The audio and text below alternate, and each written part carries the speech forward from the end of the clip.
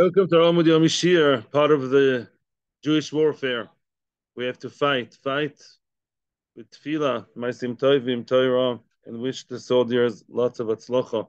This year's latzlochas Uri ben Rachel Tal, Devir ben Ita Anat, who are fighting or about to fight in Gaza.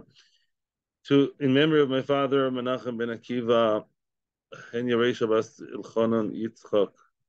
The refuas, there are also captured people. Daphna Bas Mayan, she's captured, and Chanabatzima Israel. Omar Rabbi Yochanan. So we said yesterday there was the story of the two-story house. Yeah, there was a house, a duplex, 2 floors. One floor, the bottom floor belongs to, let's call him Reuven. Reuven was the owner of the house, meaning when we say the house, we're talking about the bottom floor. Shimon, his brother, inherited the land with him with the second floor. Shimon is the one who inherited the second floor. As I explained yesterday, and I'll explain it again to make it clear, nobody's renting, nobody is a partner exactly. They're not partners. Reuven owns the bottom floor and Shimon owns the top floor. However, the mere fact that Reuven lives at the bottom and Shimon lives in the top, and that's the way it was agreed upon, and that's the way he inherited it, automatically means the Reuven has shibud towards Shimon. Yeah, Reuven has shibud towards Shimon automatically. What does shibud mean? By now you should know what shibud means. We've been having this word the entire Shas. It's a commitment. It's subjugated. The fact that Shimon's supposed to live atop of Reuven means that Reuven, Reuven cannot expect Shimon to live up in the air with some kind of high-tech, thing of just living up in space. And therefore, he's supposed to automatically, without anything being said, he's supposed to have the first floor there for Shimon to live on top of that. I'm sorry it wasn't clear yesterday. I did explain it. And it's a shibud. It's called shibud. It's a classical shibud, which you got very well yesterday. And therefore, who cares? As long as everything is hunky-dory and nice, and Reuven lives nicely in his house, and Shimon is the top floor, all very nice. Once the house gets bombed, boom, a missile comes, a rocket falls, and I don't know if rocket is that strong. Yeah, a missile falls, and Reuven and Shimon's houses collapse and are destroyed. Automatically, Reuven cannot say, well, I never really liked the style of that house, and I can live somewhere else, or I'm gonna turn this into a plowing field, or an agricultural area. No, he cannot say that, because if Shimon wants to live in the second floor, Reuven has to make sure that there is a second floor. And last time I checked, in order to have a second floor, you have to have a first floor. Yeah, that should be clear to all of us here. Are you better now? Yeah, good. Now, therefore, if Reuven says, I'm not building because I don't feel like, so Shimon can say, you are going to build. I'm going to force you to build. How is he going to force him to build? Shimon has extra money for now. Yeah. Shimon is the top guy. Let's just call him that way. Remember, Reuven is the bottom, Shimon is the top. Good. Shimon will build the first floor, right, on his own expense for now. Yeah, Reuven is playing up with the money, but Reuven eventually will pay. Reuven is now pressurized to pay. Why? Reuven, the bottom guy, is seeing that Shimon lives in the house that really should belong to who? To Reuven, to the bottom guy. Shimon paid for it, and Shimon lives there. Shimon, the top guy, is going to live in Reuven's bottom floor and say, I'm not moving out of here. I'm sticking my feet in the ground over here, my heels in the ground, until you pay me for my expenses of the first floor, which you are dragging your feet about. Hopefully, Reuven will do that and pay him the expenses of the first floor. Voila. Once the first floor was built and paid for, right? Okay. Then Shimon will go and Shimon will build the second floor and live maybe not so happily ever after. This is the solution of Tanakama. You could argue and say maybe he can go to BSD, maybe there are other ways to do it, maybe BSD can put him in Cherem, I don't know. At the end of the day, it's a solution according to Tanakama.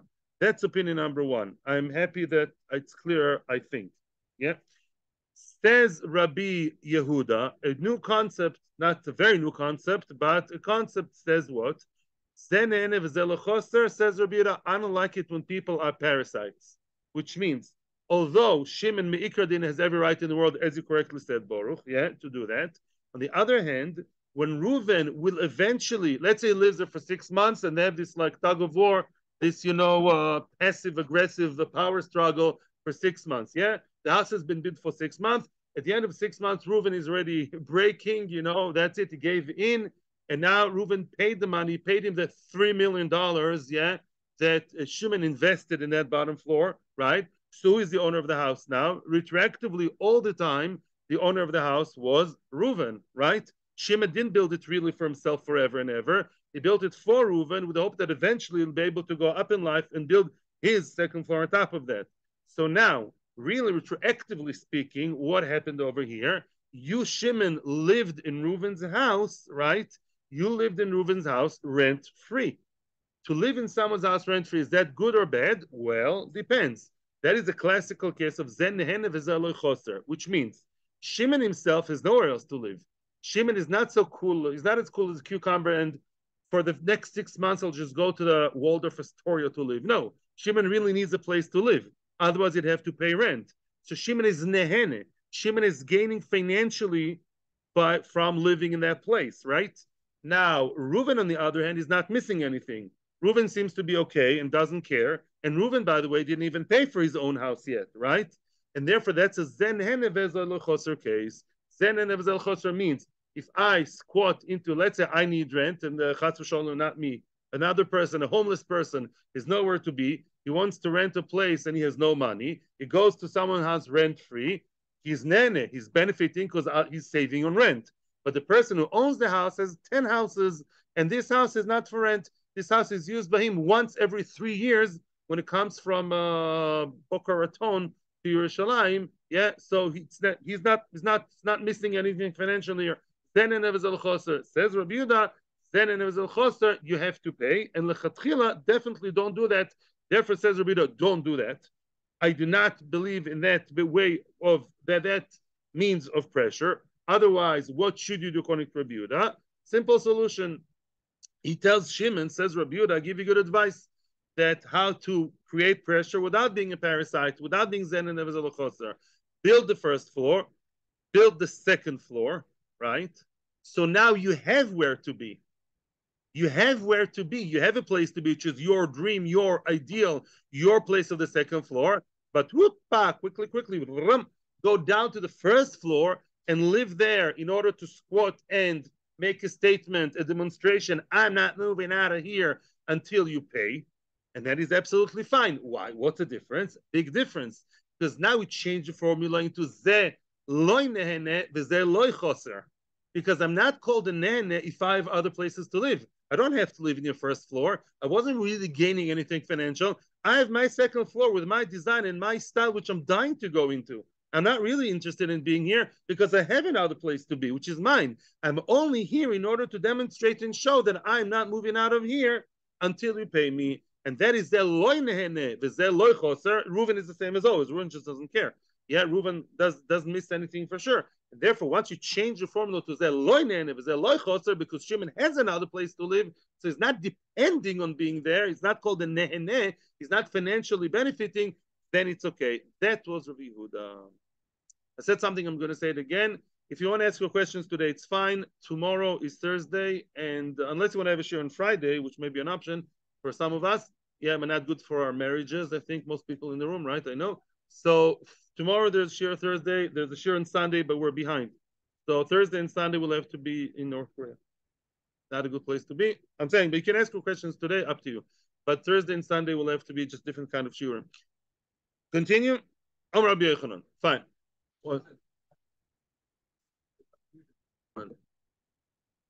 It crossed my mind that not all of us actually have money to buy one floor, to build one or two floors. Yeah, it costs money. True. The Mishnah is only talking about a concept. If he has the money, these are kosher or non-kosher ways of creating means of pressure. Otherwise, you can call BSD and call BSD and say, "Listen, Mister, my dear brother Reuven is playing games here. You force him." BSD can hit people if they refuse to pay. I'm serious. Yeah, it's not the issue here. You're right. There could be other solutions for people who can't. The concept you're trying to learn here is if you have money, are we or aren't we concerned about being a parasite of Zen and of Zelachosar? That's all, right? Of course, there could be many other solutions, whatever. I don't know, put Pachkevilim against him, whatever. Says the Gemara, Omer Rabbi Yochanan. Now comes Rabbi Yochanan, already mentioned it yesterday, and we're going to mention it today again. In 3 places says Rabbi Yochanan is making a collection here of what? 3 places in which Rabbi Yehuda, in which Rabbi Yehuda the Tana told us a person is not allowed to benefit from his friend's money. Well, obviously, you're not allowed to steal from your friend. What Rabbi Yehuda is coming to tell us is, yeah, if your friend didn't really give you a gift, you have a way of getting money from your friend, which may be halachically correct, but your friend is not really noicha loy. Your friend, you know that your friend is unhappy about it, yeah? Your friend is the losing side in the halachic arena, and you could maybe, according to other opinions, benefit from his money in a kosher way. As we say in Hebrew, kosher aval masriach. It's kosher, but it stinks. It's kosher, but it's not really what your friend is not really happily giving you that money or that benefit. So don't touch that money. That's what Rabbi Yehuda says in 3 different places. Where are those 3 places? Chodo, number 1, Chodetnan, which we just saw in the Mishnah. What did we see in the Mishnah? Zen and Choser. Me'ikar adin, well, my friend is not missing anything. My friend Reuven is not such a great guy. He's not building the house he's supposed to.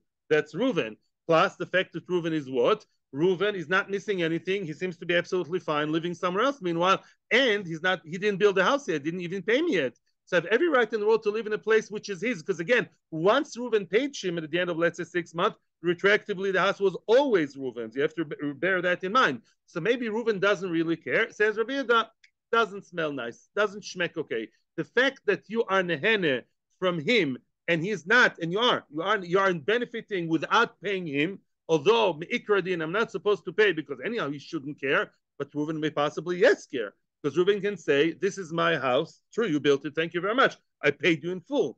Rashi points out it could also be according to a point of ribis. Because I paid you everything. Plus, at the end of the day, you also lived rent-free in the house which was, retroactively speaking, mine. Therefore, Rabbi Yehuda says that doesn't really work so right. That's not so nice. Zenev is choser. Don't touch it. That's opinion. That's not opinion. That's case number 1. Idach, second case, the other case. Mahi, what is the other case? Where is the other place in Shas in which Rabbi Yehuda said that a person should stay away from kosher money? Huh? Is that a good title for the YouTube? Stay away from kosher money, from so-called kosher money. Stay away from so-called kosher money. What's the other case? That's not, we've seen this case many times. We saw it yesterday, we'll see it today. We're going to know, you're going to wake up in the middle of the night saying this balpeh. That's not. A person gave a piece of wool to the dyer, litzboy aloy odom. He clearly said, please dye that red. Seva adom. Seva adom is not such a good word nowadays, yeah? Red color, yeah, where the missiles fall. But I do want seva adom. Litzboy shachar, that person, Hashem bless him, instead of dyeing it red, he dyed it black. Excuse me, customer, what's going on here? Shachar, litzboy odom, the other way. I clearly told you I want it in black, I got it in red. So then what do we do? The person, the dyer, in nice, refined English, messed up. Yeah. So then Rabbi Meir Oimer, Noisen lo dmei tzimroi, says Rabbi Meir, let's go make her adin. Nobody says that the dyer is a nice guy, not a shidduch from a daughter. I don't know if he was spacing out or did it on purpose. I don't know. It's true he did the wrong thing, but he was koine b'shinui. He got into his domain, what? The wool, right? He's now changed it, but changing something after you pulled it to your domain, you are not a gazlan, but you are like koine b'shinui. In other words, a change, you created all new form here. Instead of white, it's now black or red. And therefore what? You, the dyer, pay the owner, the one who ordered the job, you pay for the white wool that he brought you, and you keep the wool, you keep the very nicely dyed wool just in the wrong color for him. And therefore, the dyer can now sell it for good money for those who do like red or black, right? So we're not making any knas here. We're being pretty nice to the dyer because we say, yeah, he did wrong. Better. So it's koine through shinui. You should pay the basic amount of the wool and stay with that. What can you do? Rabbi Yehuda, no. It says Rabbi Yehuda, I don't like that. It says Rabbi Yehuda, I'm out here to teach Mr. What, not to teach him a lesson exactly, but I have an issue with him getting scot-free Mr. Dyer. It says Rabbi Yehuda Omer, no. Im hashvach yoser lo yitzo noisen lo hiyitzia. Im yitzo yoser lo shvach noisen lo shevach. Says Rabbi Yehuda like that. No, no, no. He will not stay with the wool. He, the dyer, will very elegantly have to hand the very nicely dyed wool, just the wrong color, wrong for the balabais, yeah? Give it to the balabais. Balabais will have what to do with it. I don't know. He'll come back home and, Shalom Bais is at risk, but he'll do something with the wool dyed wrong, and he'll have to pay the dyer, the minimum. Minimum means the lesser amount of the two, either expenses or the final result, the lower one of the two, right? And we mentioned that many times. Why? Why does Rabbi Yehuda say that? What's really wrong with just leaving the wool by the dyer and paying him and the dyer should pay the balabais the minimum, the wool that was brought to him? Says Rabbi Yehuda, it's true, Maker din you're right, but that dyer who's dealing with wool, he actually got a free service here. And both Rashi and Tosfos agree on that, because Lamaisa, every dyer wants to have wool in his house, in his workshop, yeah, in order to dye and sell and do stuff. You, who's you? The owner, the one ordering the job, the owner of the wool, yeah, the one who ordered the job, he schlepped all over the market to find you nice wool, and he brought nice wool thinking it's going to be his wool. Eventually it's your wool. Something doesn't work right, doesn't smell nice. Yeah, you're basically exploiting someone, right, by getting the service he does for you, that he was toirech to find wool, which he thought would be his own, right? And at the end of the day, that tircha ended up benefiting the dyer, who was wrong. So because that small nekuda of tircha, of working and schlepping your feet through the market to find and get the wool to the dyer is like gaining. It's, how do you call it? He's like he's gaining from the situation. Yeah, he's benefiting from that one. He's benefiting from the situation in a way that's not so kosher.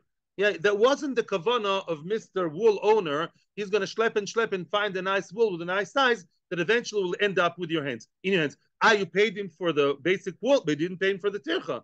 Yeah, and it's really not what he wanted. So it's okay. I agree with you, my colleague Rabbi Meir, says Rabbi Yehuda, but it's not the right way. Because really, the wool owner is not happily, receiving the, paying you and leaving the wool with you, Mr. Dyer. That's case number 2. The idach mai, yes. So I'll just repeat what, according to Rabbi, should be done.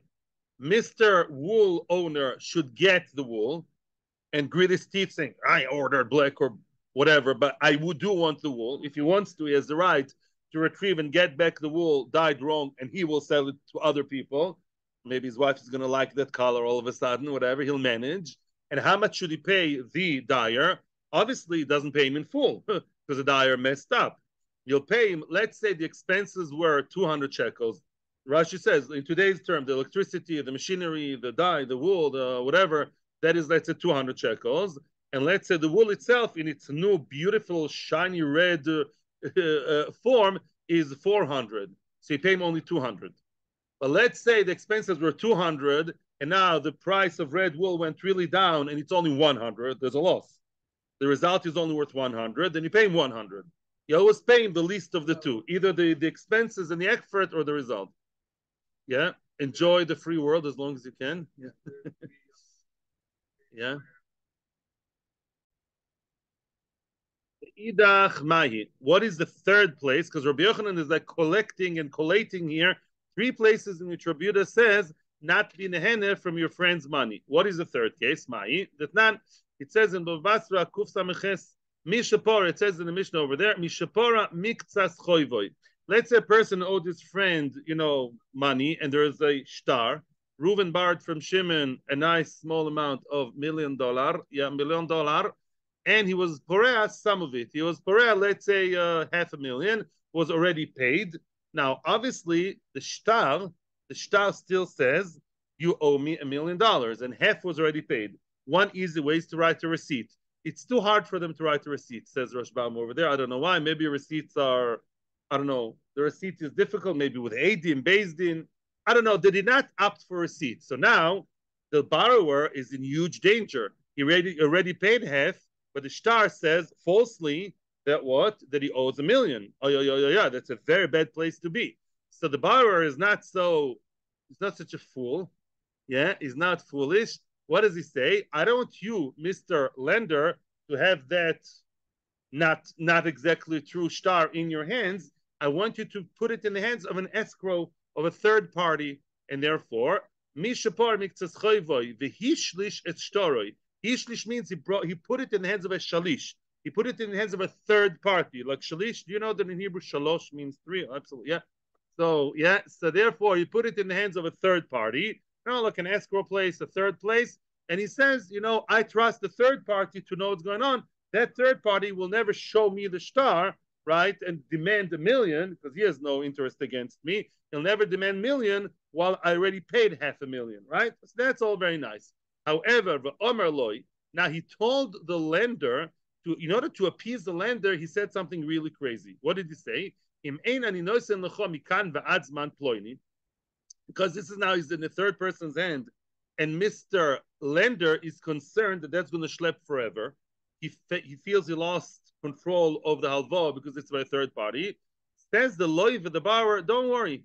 If I don't pay you the second half of 1,000,000 that I owe you in up until time X, Manploini, until Rosh Chodesh Kislev, I don't know, until Chanukah, then 10 lo ishtoroi, the shalish, he's talking to the shalish, the shalish, the third party, give the star back to the hands of the lender, and then he'll be able to collect from me the entire 1,000,000. Again, wow. He wants to show how honest and good and appeasing he is. It's very crazy. Yeah, and really, which means he'll end up paying 1,500,000. I don't know why there's no ribis here, the Rabbanan at least. I don't know, from some reason, I don't remember if there's an issue of ribis, maybe. Leaves ribis alone, because honestly, I don't know. But Lamaisa, yeah, if I don't pay up to X amount of time, I'm not dragging my feet. I want to sound honest and good. I'll pay the whole thing again, even though he paid already half. Okay. So now he gives man, look what happened. Lo and behold, next chapter of the thriller. He man veloy nosan loy, veloy nosan, he didn't give. The time came, Rosh Chodesh Kislev came, or whenever the time came, and the money, the second half of the 1,000,000 wasn't yet given. And the shalish doesn't know what to do. Shalish feels bad. Shall I really be part of that story and give the malve the star, and the malve will rake now more money that he's not really owed? Well, one voice says, yes, he agreed. The lawyer agreed to something crazy, so he agreed. Rabbi Yossi, Ameritan, that's Rabbi Yossi. Yes. If the lawyer says give it to him, then it's fine. He said so. You follow what he says. Rabbi Yehuda, we're looking for Rabbi Yehuda. We're searching for all Rabbi Yehudas all over Shas. Rabbi Yehuda, lo yiten. No, don't give it to him. Why? Because that lawyer surely was not very serious about doing that. Yeah. He did that to appease you. And even if he's okay with it, he's not okay with it. He's not a willing partner. He is gritting his teeth saying, okay, what can I do? And therefore, he's not really, really happy about that arrangement. And therefore, don't give the star to the malve, so he should collect more money that he's not deserve. Again, you see a very clear there's one clear common denominator between all three cases. The other party sort of agrees, has no choice, but is not really doing it happily. Yeah, says Rabbi Yehuda, don't touch that kind of money. That is what Rabbi Yochanan said. Rabbi Yochanan found that common denominator between all three cases. Zog the Gemara mimai, it's not amai, but mimai. The Gemara now wants to slug up Rabbi Yochanan. The Gemara now wants to actually divorce all three cases and say no. We don't have a common denominator between all three cases. Every time Rabbi Yehuda said what he said, there was another reason why he said that, and we don't believe in that general concept of lo lehenos mimomen chaveroi. Once you see the Gemara, you'll understand better what the Gemara is saying now. Dilma, maybe, no, I'll find a separate local reason for each one of the three cases, and I'm going to break that common denominator. Why? Dilma, adkan lokom Rabbi Yehuda hocho, maybe over here, it's not just because then and here there's a real loss here. It's a famous term in that sugya. Shachrisa dashyoso means you blacken my walls. Shachurit, shachor, I think shachor is black in Hebrew, yeah?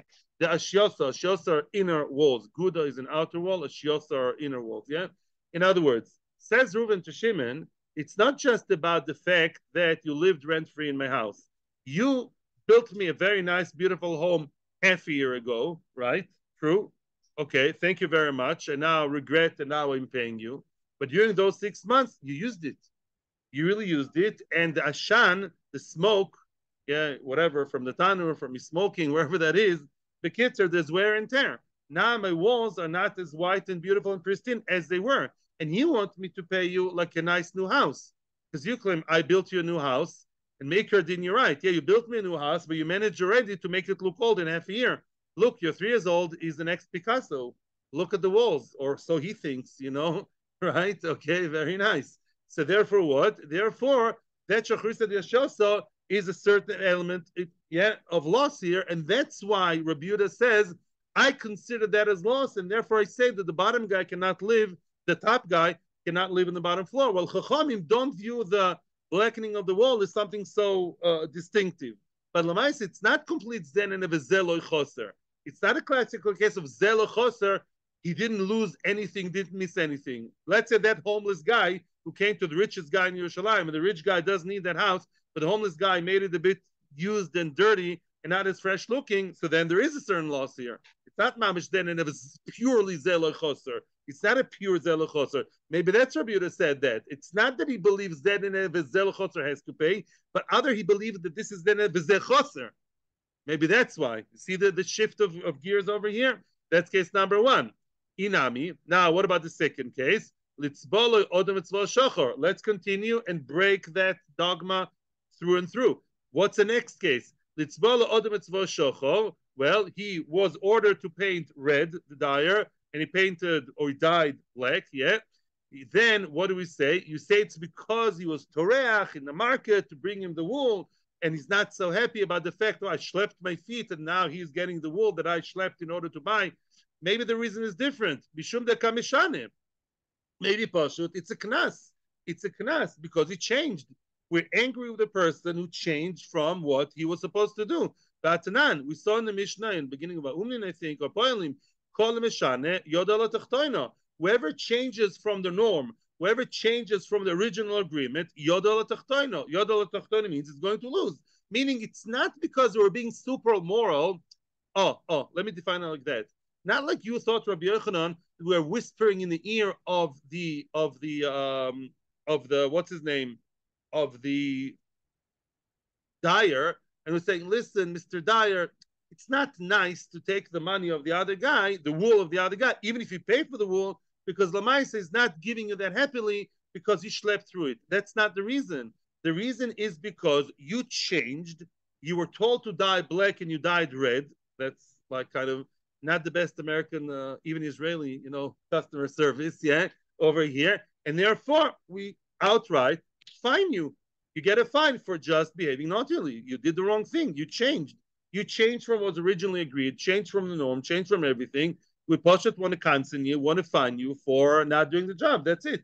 Yeah, that's why you're not going to stay with the wool. Not because the other guy was schlepping and dragging his feet in the market and he brought you a wool, so it's not a moral thing to do. You are downright wrong, mister, and therefore we'll take away the wool from you. Make sure you're not benefiting anything except for the minimum you deserve, but not more than the minimum. That's why.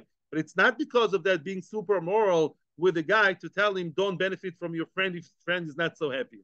That's case number two. Case number three. What did you say about the guy who was Porea he paid part of the debt, and the other part of the debt, he said, I'm going to give you the other part of the debt and the entire debt, right? If I don't pay up until a certain amount of time, then I'll have to repay the entire thing. So I borrowed $1 million and I'm paying $1.5 million at the end of the day. So he said he really agrees. In other words, Me'ikar Din, yeah, he agreed to that. But even though he agreed, because, it's not nice to take a ride, to jump on the bandwagon and gain more money from your friend, it wasn't Mamish Matona Gmura. He didn't give you $1.5 million with a big smile in his face. This is a chasana gift, yeah? You benefited from the situation of him agreeing, but don't benefit from such situations and don't ride on the bandwagon like that. That's what we thought Rabbi Yehuda means. Says the Gemara, Mapitom, there's a very, very simple reason. You tell me, guys, what is the word that begins with an aleph and ends with an aleph and has to do with people who are not serious at all about what they said. Asmachta, pshia, I'm surrounded by scholars, by scholarly Jews. As I said many times, if I tell you guys, whoever asks a good question in Shiur, I'll give him $1,000,000. There are two reasons why you're not going to agree with me. First, I don't have $1,000,000. And secondly, I'm not looking for more questions during Shiur, right? So, two reasons why I'm not going to pay. I should like the questions and I should gain $1,000,000. I need to marry off. Yeah, okay, half is good. So Bekitzer, not everything everybody says, yeah, is always serious, and that's called a smachta. I'm being superficial now, but that's a general idea. And therefore, says the Gemara, it's nothing to do with your idea of Yochanan or being super good and not nehene from the moment of the others. Pashut, that too, the case of the guy who paid half is supposed to pay more. Havi asmachta, simply a case of asmachta. The guy never meant it. It's mamish gzela. In other words, it's not. It's a fine. 1 second. It's a fine difference. It's not that he's okay. Meikar din, I'm allowed to take it, but it shouldn't because it's not the super moral thing to do. No, that's mamish theft because he was not serious at all. If everybody here in the room knows when I'm telling you I'll give $1,000,000, and let's say one of you really seriously takes me to BSD, it's mamish a theft. Everybody else knows I really, really, really didn't mean it. It's worse than the way it's looked at by Rabbi Yochanan. It's a smachta. V'shamina le Rabbi Yehuda de Omar loy kani. Rabbi Yehuda says in various places in Shas, asmachta loy kanya. Yes. Oh, why did you really say that? He was pressurized by the Malve. He was pressurized by the Malve. He was pressurized by whatever. He wants to look good in his eyes. So he said, asmachta. People do that, unfortunately. Yeah, people want to please, want to appease, or they're pressurized by the other side. They said, okay, I'll do whatever you want. It doesn't mean that they're serious about it, obviously, and that's one of these cases. Adkan, so at the end of the day, we did not necessarily give the Rabbi Yochanan. We leave it at that. Could be that there is no such concept of not nehene from moment of the others, because each one of the three cases had a different explanation. Now we get to a different topic that's to do with our Mishnah. So let's say Mr. Top Guy. Oh, no. Let's make it even simpler. Let's rewrite the entire story of the Mishnah and get into the new sugya, which is a very, very easy sugya, by the way. I want to comfort you now. What happens if the house collapsed, lo aleinu, and mom's like in a nice cartoon. Reuven wakes up the day later and says, "I'm going to rebuild my house on my own. Don't worry, Shimon. All very nice. I'm a good boy. I'm going to rebuild now. I'm rebuilding now my own house for my own money. Nobody's fighting. Nobody's arguing. Very nice. Reuven finished building. And then Shimon went up and Shimon started building his own from his own money. So what's the story? The story is now they want to make changes. All of a sudden, Reuven says, once the house collapsed, I really like a different style of house. Maybe I'd like different style or different type of wood to use. A different type of stones to use. That's the question. Is he allowed to change the type of stone? Why should anybody care? Because some stones are stronger than others. So let's say his wife just read in a magazine or online that the new fashion of stone houses should be from a certain type of stone, and she insists on that. But that type of stone, listen carefully, is weaker than the original stones that were there before the collapse. That's already not so simple. Why? Because if you build your house, Mr. Lower Guy, Mr. Reuven, Mr. Bottom Floor, if you build it with the stones that are not as strong and sturdy and stable, because you think that's the new Italian chic, but Lamaisa, this is weaker, then who's losing? Shimon. Because Shimon deserves to have the same amount of stability that he had all along. Now you're building the first floor in a way that is a bit less stable. Not allowed to do that. Because now Shimon is now more shaky on top of your head. You may not care and say, I'm willing to take the risk, but so what? Shimon is allowed to stop you and say, no, I demand you build your house, which is the bottom house, the same level of security, the same level of thickness and strength of the walls as it was before, because that is what you were committed to by just being there before. Yes, I'm happy that this is clear. Yeah. And now, those of you remember Bava Basra, the famous Mishnah beginning of Bava Basra describes 4 types of walls. There are 4 types of walls from different materials, and it's normal to every type of stone has different thickness to it. That's normal. There's gvil, gozis, levanim, and kfisin and levanim. Gvil is a kind of stone that is not smooth. It's rough. It's ragged and rough, and therefore all the protrusions that are sticking, they take space. So if you build with gvil, in order for it to be stable and also keep the rough spitzalach, those protrusions that are sticking out, you have to have 6 tfachim. You have to have 6 tfachim of width. Yeah, 6, 5, 4, 3. Yeah, 6, 3, and 3. Yeah, you have to have 6 tfachim. Then you have gozis. Gozis is nice and smooth. It's the same as gvil, but smooth. So you don't have 6, you have 5. Yeah, yeah. Tefach, yeah. Gvil 3 and 3. Yeah, gozis is have 5. Yeah. It's 6. Gozis is 5. Gozis is 5 tfachim. In order to build a proper wall from gozis, which are smooth, stones. What? Dressed stone, right? Remember that from then. You need 5 tfachim. Now you have levanim. Let's say you want to build your house not from straight stone, which is thicker and stronger. You want to build it from bricks. So the average brick should be 3 tfachim. Yeah, 3 tfachim is the size of a brick. Some people would build with something called kfisin. Kfisin means they would take the brick, break it into a half, and put inside some kind of like cement. So you have 3, 1.5, 1.5, with 1 tefach of cement in between. That was like considered to be better to break the brick into 2, half a brick, sandwiched. Yeah, inside would be like cement, lime, whatever they had, the materials they had then, or whatever. Yeah, stones, small stones, and that would be 4 tfachim, which you have 1.5, 1.5, plus 1 in the middle. So now, Omar Bacha Barach Nishmedula. Tachton habol shanois. The tachton, the bottom guy, wants to change the type of stone he's building with. Begvil shoymin loy. If originally it was gozis, which is 5 tfachim, now he wants to build it 6 tfachim. That's an improvement. Very nice. It's sturdier, it's wider, stronger. Very nice.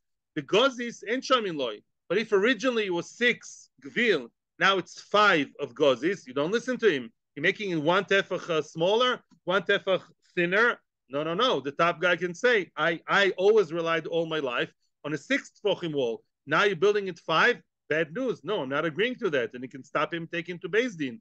The kfisin shoymin loy. Let's say originally the house was made out of regular whole bricks of 3 tefachim each. Now the guy wants to build it kfisin. Now he wants to take broken bricks and divide them and put 1 more tefach in the middle, making it stronger and wider. The more the better. Yeah, Belevanim, you don't listen to him. If it's the other way around, he was 4 tfachim. Now he wants to make only 3 tfachim smaller. Smaller is not as good. Don't do that because you're risking the guy above you. And even if you bring an engineer and the engineer says, no, this is fine, I don't care. Originally, I deserved having what? X amount of width below me, knowing that I'm secure that way. You're not allowed to change that and build something, thinner, because that was not the original agreement. That was not the original state. You're meshubed to provide me with the same level of strength as I had all my life before that big collapse. Now, let's finish with the walls. What about the top part? In other words, now, between Reuben and Shimon, as we know, there is the middle layer, which is ceiling come floor, right? So now, Be'arozin, apparently, what's a strong wood? Erez, what's erez in English? Cedar, right? Cedar. And now the cedar wood is stronger than the other woods. Be'arozim shoymin loy. Let's say the word sycamore, shikma, was the original planks that were made out of shikmim. He wants to upgrade and make the planks out of erez, out of the cedar. Bevakasha, the cedar, very good. Shoymin loy, it's better improvement. Beshikmim and shoymin loy. If he wants to change, originally it was cedar, now he wants to make it sycamore, shikmim, which is weaker. No, ain't shoymin loy. We don't listen to him. We don't go with that because again, the floor will be relatively weaker. The neighbor has it. I'm not the neighbor. I deserve the same way. I had it all my life until now. Why are you changing? Let's say now his wife told him, darling, you were rebuilding the house. So now I want less windows. I don't want all the yachnis looking into my house. we had 12 windows, like a basic Knesset. I want 6 windows. Very good. The less windows, the stronger. Maybe today doesn't make a difference, but back then, right, more windows is less stability because you have less material. Yeah. Okay. Okay. Big. They used to be big, right? Show me like when I have less windows, it's stronger. The stronger, the better. Yeah, but also I think the actual wall is stronger because there's no space. Yes. That's it. If he wants to increase the amount of windows, you don't listen to him. Yeah, there were less windows. You want to make more windows. The building is less stable. Is relatively more shaky. It's not where I came here for. Now, let's say he wants to make the bottom house taller. Yeah, I want to have a tall ceiling. I want to have a tall ceiling. He says, my whole life I dreamt on that. I was fantasizing about, like some European building. I don't know. Yeah, tall ceiling. I want to feel like a castle. And you'll build on top of that the same amount. Yeah, whatever. I'm going to build instead of 2 meters, 4 meters. And you'll build exactly the same on top of that. We don't listen to him for 2 reasons. Ain't shomin loy. Why ain't shomin loy? For 2 reasons. First of all, because it is weaker because the house which is taller, yeah, if you don't have the good foundations, then one on top of it is less stable. Yeah, the taller the building, the less stable. And today they do all kinds of techniques, but originally, yeah, a tall house without any support, without enough support, just a taller house, and on top of that you have another house. The one on top is not as stable. 1 second, 1 second. Secondly, 1 second. I have more floors to climb, and I'm getting older. Yeah, the other guy can say, the top guy says, yeah, I have to climb up those exterior set of stairs where outside only 2 meters, not 4. Who allows you to all of a sudden make me go more? Shabbos, there's no Shabbos elevator. Yeah. Okay, I'm saying if you don't live 2023, I assume a tall building without much support is obviously not as stable as a short house. No?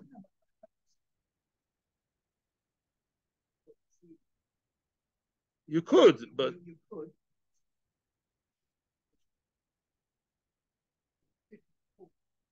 oh, but he didn't. He didn't. He didn't. He didn't. He didn't. He didn't. Right. Fine. He didn't. Right. You have to have thicker. He didn't do that. That's a problem.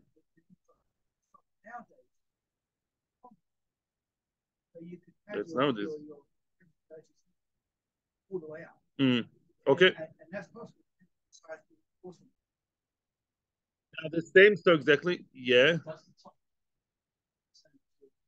Elio, no, you're very ready for the next piece. The ganze Meister now applies also to the top guy. Now the top guy is just the other way around, though. Why? Because now for the bottom guy, it's very good. Yeah, the bottom guy has to make sure that his walls are as thick as they were before, or even thicker. The more, the better. The top guy is the other way around. If the top guy wants to have something which will be, as you call in English, you have this expression, top heavy. That's not good, right? The bottom guy will, let's say, build it with Levanim, yeah, and the top guy wants to build Gvil. So it's going to be very heavy on the top. That's not going to be good. Now it's going to be exactly the same, but the other way around, the mirror image.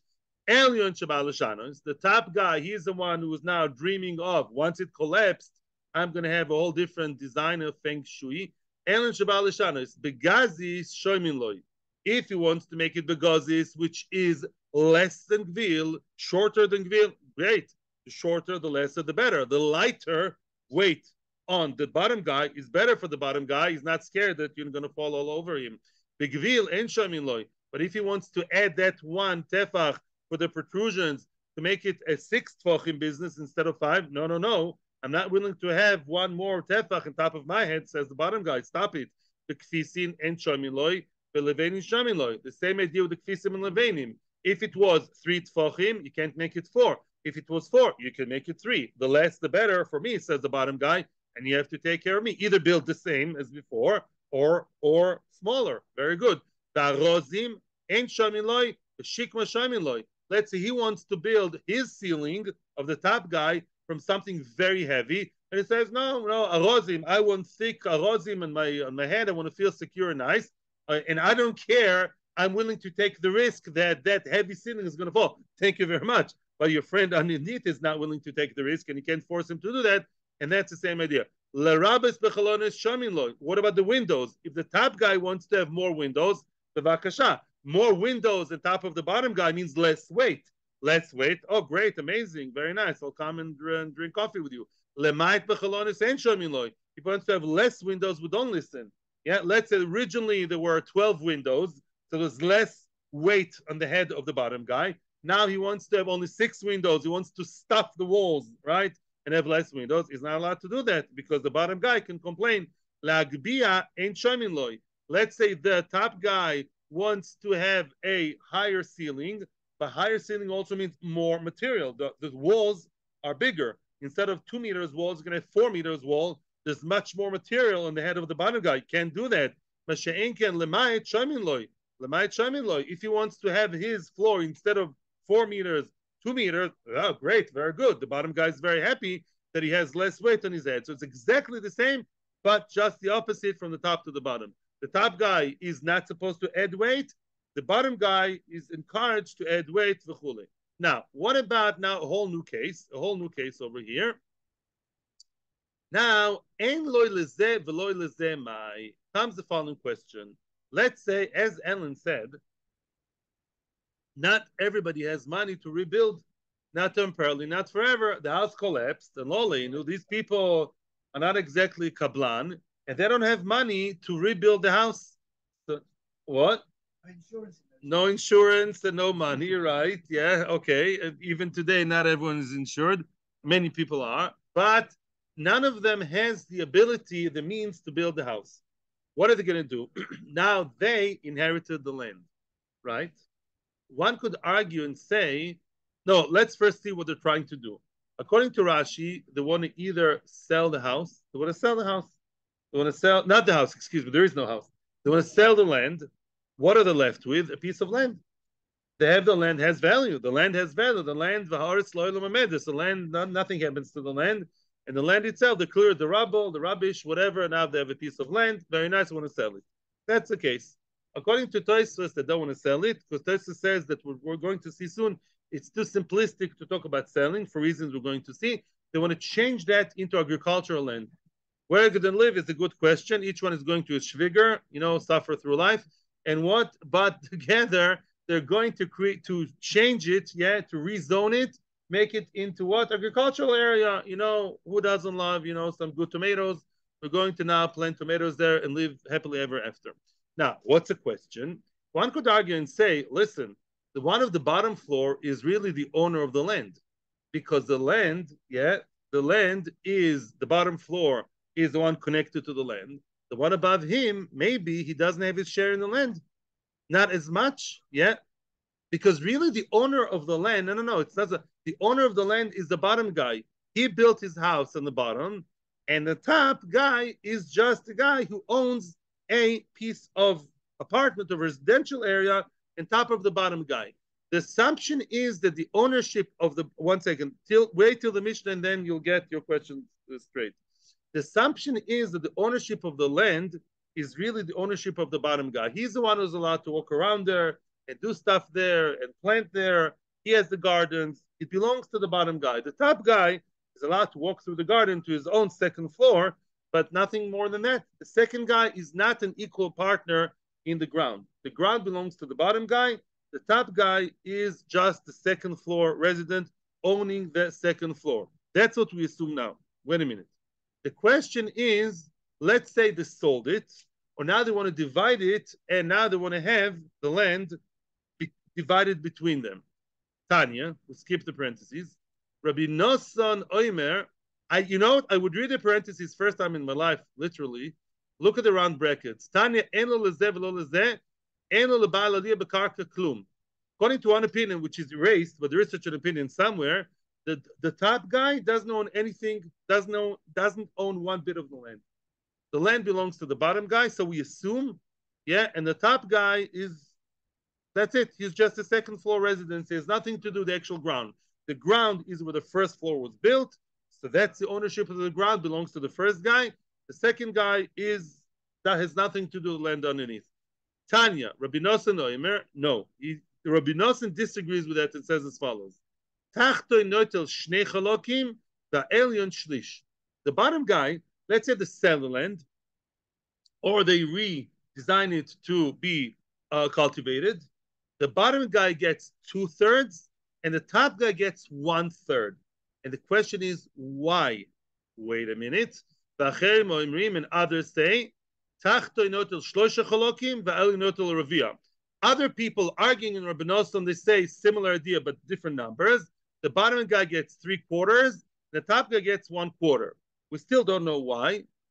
Quick. Okay, Omar Rabba, I'm a youngest brother. Amar Rabba, yes, it could be a Rusha. Let me explain something. It's my fault for not explaining before we get to the beautiful punchline. Let's say there's no real gardens. Imagine yourself not a cute little duplex of 2 floors with nice lush garden roads all around. Let's say there is no gardens. Like in Gibraltar, people don't have gardens. Yeah. Let's say it's just a house with almost nothing around it. Okay. So we're talking about the land under the house. Yeah, it's an urban area. Manhattan. Do people in Manhattan have splash? Yeah, do they have sprawling lawns? I don't think so. Maybe not what I saw. Right? Yeah, it's a house in the city. There are 2 floors which are just above a piece of land. Right? The assumption is that the father never talked about the land. He never made it specific in the Yerusha. Okay, right? He just died. And one thing was clear. One thing the father did say, Reuven will get the bottom floor and Shimon the top floor. That's all he said. Reuven bottom, Shimon top. That's all. The land itself, well, nobody thought it's going to collapse ever. The land was not discussed because the land, there is no extra meters of land all around. That's the story here. So now all of a sudden there is no building. There's just a piece of land. The automatic assumption is that the bottom floor is connected to the ground. The top floor, the etzim is connected to the air. Elamai, you have to go through the staircase. But the top floor and the ground are divorced, are disconnected. Havamina would be maybe the top guy has nothing to do with the land. And yet we see two Tanoim that tell us something interesting, and soon we're going to get the answer, that the top guy has some ownership in the land, but less. Either just a quarter or a third. Why? Now we are ready for the punchline. And says Rabbah, one more important rule, Omar Rabbah, Nekoit de Rabbi Nosson b'yodcha. You should always hold Rabbi Nosson in your hand, which means you should always hold, as we say in yeshivish language, you should always hold of Rabbi Nosson, always agree with Rabbi Nosson, always follow Rabbi Nosson's opinion and not the other ones. When there's Rabbi Nosson against X, Rabbi Nosson is the winner. Why? Because Rabbi Nosson was a practicing Dayan, he was an Av Bezdin. Rabbi Nosson was a man, was a Tana, which besides being a Tana, was sitting in Beis Din. He was a practicing Dayan, not just sitting in Besmedrash theorizing, but actually a Dayan. Therefore, I always like to follow his opinion. He goes down le'umka dedina. He delves deep and goes down to the profound ideas and logic of the halacha. And now, all very nice. But what's the idea of the top guy getting less? The Sava, Rabbi Nosson thinks, Kama mafsid aliyah bebayis tilta. Hilkach isle tilta, which means, really, the top guy doesn't really have a share in the land. However, the top guy and the bottom guy are obviously attached and connected. I'm just translating and then I'll explain, and I'll even social Shulchan Aruch regarding this. The top guy, the aliyah, causes a loss to the bottom floor, a cause of a third loss. What do you mean a third of a loss? Let's say the house was supposed to exist for 90 years. You know, back then they didn't build as nicely as today. Let's say that style, that architectural, whatever, the engineer comes and he sees what? That this house has longevity of 90 years. That is without the top floor. The top floor basically makes the life of the bottom floor shorter a third. Instead of 90 years, had it been there alone, just as of itself, be 90 years, Tishim, 90. Now, when the top floor was built, it's going to be only survive for 60 years. Oh, so because the bottom floor is, again, mishubad, so to speak, is kilo containing a third of the top floor, which has legal rights to be there, is shortening the life of the bottom floor a third. Therefore, be'etzem, it's kilo, the bottom floor is thirdly owned by the top guy. So you're right. You're right that the bottom floor, only the bottom floor is related to the ground. Yes, but that bottom floor has a bit of the top floor in it, and it's translated in the fact that the top floor makes the bottom floor live a third of only 2/3 of its life expectancy. As the Gemara says, Hilkach, therefore, Isle Tilta. Therefore, he has a third in the ground. The ground is kilo part of the bottom floor. Yes, but I also have a third. If I'm allowed to be here and make your life shorter, a third shorter, says the top to the bottom, I own a third of your place. I own a third of your life, of your being here. And therefore, because the ground is yours, shkoyach, therefore the ground is thirdly owned by me. That is what we say. That's what Rabbi Nosson says. Now, Toysa says that if you talk about selling, it's not even a chiddush. It's not even a chiddush, because if they just want to sell the ground in order to rebuild, avada. Says Toysa, I like better the pshat to say that the re-changing, the rezoning, and completely changing from residential area to agricultural area. And then one could claim that the top guy has nothing to do with that. The top guy was only supposed to live there and make the life of the bottom one shorter. But maybe agriculture is a whole new story. It has nothing to do with living. Hamash Malan, no. Because he has a third in the bottom floor, that even in agricultural terms, he also owns a third in the land. He really owns a third in the land, even for other purposes. Even that, you would get a third. Thank you very much. Questions are very welcome right now. See you tomorrow, Metzia Hashem. See you on Sunday, and Monday you come with a beautiful new Gemara. And thank you to all YouTube viewers and to Torah Anytime. May they hold our hands in those difficult times. Thank you. Vatzlach Rabba.